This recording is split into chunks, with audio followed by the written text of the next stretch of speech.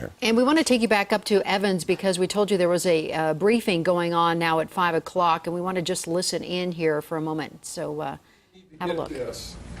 It has tremendous information about what do you do for items that are lost, personal identification replacement, how you begin to interact with your insurance companies, what are some of the things you need to be paying attention to even now related to your homes, businesses, and structures that you own that have been impacted by this flood, contact information for people that can help answer questions. So a very valuable document, and we want to make sure that it gets in your hands.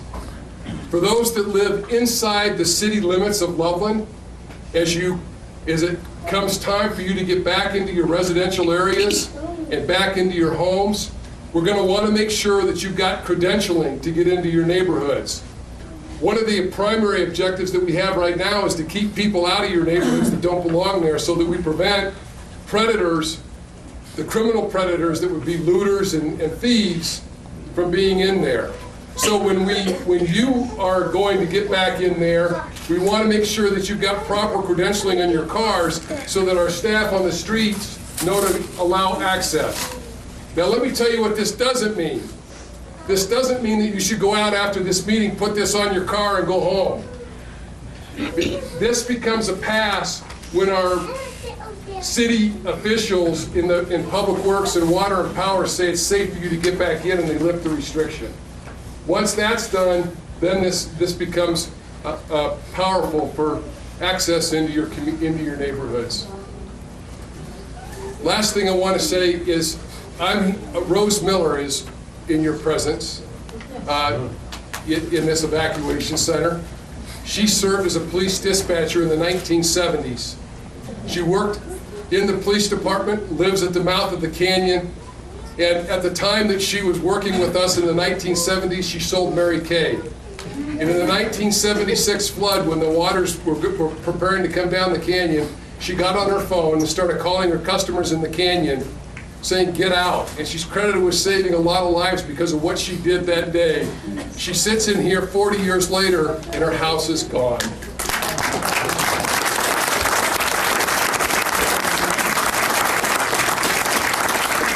What an amazing life event to be a rescuer and now to be one of the rescued.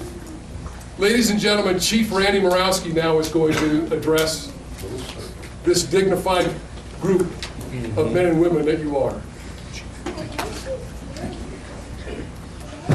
Well, good afternoon or good evening, however you choose to look at it. My name is Randy Morawski. If you live in the city of Loveland or in the Loveland Rural Fire Protection District, I am your fire chief. And I also express my concern for you, my empathy for you, and I want you to know that as the incident commander of the Loveland Area Command, that we have a wonderful, strong work group of approximately 40 people at our Emergency Operations Center that represent you and are working hard on your behalf. I want you to know that. And they take this very seriously.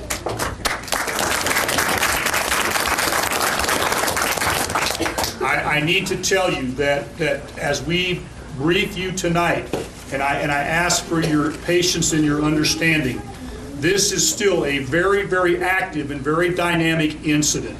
And I'm going to do my best to explain to you what we're dealing with from a command and control perspective and what's happened past tense, what's happening right now, and what's likely to happen in the coming days. Because I want you to understand what we're dealing with and how that impacts you. Again, this is a very dynamic incident. Even today, as this rain was coming down, it was changing our operational perspective. We had a great day yesterday and gained some real ground. But we got a bit of a setback today with this rain. So please understand that this is a very, very dynamic, very significant cataclysmic event. And I know for some of you, we're very accustomed sometimes in living in this beautiful place of Colorado that some kind of an event will come in and within a matter of days, sometimes weeks, it's over with. It's not going to be that way with this one. I must tell you that and be very honest with you. This is a long-term event. This is a marathon event. We're in this for the long haul, and we're going to work with you together. Together, we are going to get through this, and we're going to come out the other side stronger. I'm going to tell you that right now. So here's where we have come from, and I'll be as brief as I can with this. On Thursday morning of this week, we activated our Emergency Operations Center at 0600 hours as a precautionary measure. We saw the reports, the weather reports, and it concerned us that this storm had the potential to do something very significant. So we tried to get on the front end of it and activated the basic team that we have and opened that EOC.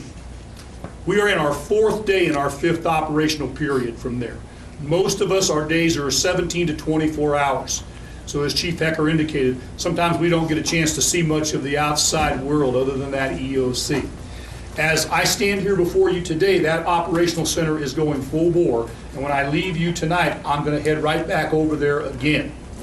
So we set up, knowing full well then mid-afternoon, we have a great meteorologist on our staff, and he comes to our briefings and gives us very clear updates of what's coming our way.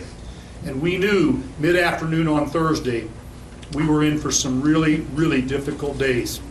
And so we set up and divided our community in half. We took right where the river comes in, North Division, South Division, both on fire and police, and a canyon division. The Loveland Fire Rescue Authority protects 194 square miles. We're city and our rural fire protection district. So we developed a plan to do the best we could within that scope. We heavy staffed. We brought in all of our available firefighters in our department, which is about over 100 firefighters. Chief Hecker heavy staffed with his folks. Keith Reister, our Public Works Director, brought his folks in and heavy staffed. So too did our water and power people. So we were gearing our people up, knowing full well what was coming our way. None of us could imagine what would come later that night. I've been in this business 40 years, and I've not seen anything quite like this. So that was our plan, and that was past tense. Here we are today, and I want to point this out to you again, very dynamic incident. We are operating in an area command for Loveland. There is a much bigger command that Sheriff Smith's people and now a Type 2 federal incident management team has taken authority of. We work in conjunction with them as a part of this, not an island unto ourselves. We work with them, but our objectives are a bit different. Today, being in our 4th day and 5th operational period, the life safety concerns that Chief Hecker talked about in the Loveland Area Command have mostly been addressed. Mostly. Not all. Because for some reason our citizens have a penchant towards getting themselves back in the water for recreational purposes. We find ourselves going out and rescuing them. So for the most part, our life safety incident objective has been addressed, but not 100%. It won't until probably for a long time. Now we have shifted gears in the Loveland Area Command for incident stabilization. Our infrastructure needs and the humanitarian side. All right, you has are now listening to elevated Loveland up to that Fire Chief area there, where Randy that's our Murnowski, main talking about the focus. conditions there in Again, Loveland, how they were life kind of safety. taken aback by what happened yesterday. But the good news is no deaths reported in Loveland. That is, we're happy to report that to you, that evacuee meeting taking place right now, a packed crowd, and they were showing how folks were being handed a piece of paper designating the evacuee zone because they just want to make sure that they are allowing only the people who live in those neighborhoods inside once again to those flooded out zones so they can protect their property and take